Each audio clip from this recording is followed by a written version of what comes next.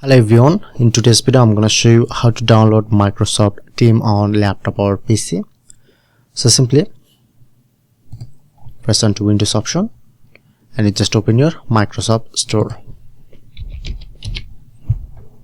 At first open this and you get search option. Search that too and you just search here Microsoft Teams and you get install option. Press on to install.